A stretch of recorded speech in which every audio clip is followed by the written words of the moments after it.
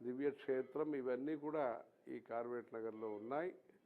ఆ వేణుగోపాల స్వామి ఆలయాన్ని తిరుమల తిరుపతి దేవస్థానం వారు సేవా కార్యక్రమాలన్నీ కూడా చేస్తున్నది.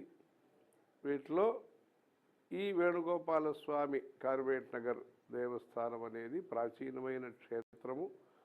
అక్కడికే మన కంచి పెద్ద స్వామి వారు ముందు వచ్చారు.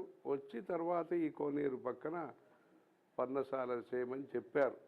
చెప్పి తర్వాత అక్కడ అనేక మాసాలు అక్కడ ఉన్నారు. వారి అనుగ్రహము వారి మార్గదర్శనం అంతా పొందారు.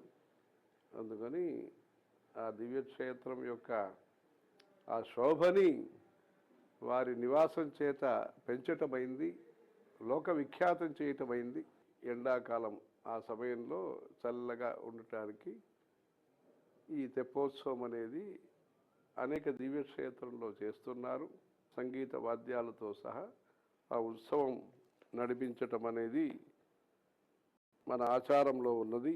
అలాంటి ఉత్సవాన్ని ఈ కార్వేట్ నగర్లో చేయటం విశేషమైనది.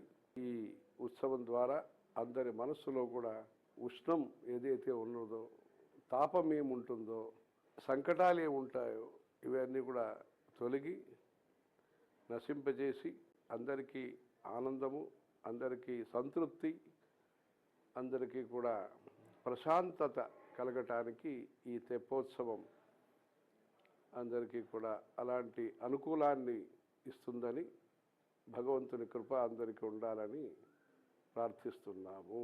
హర హర శంకర, జయ జయ శంకర.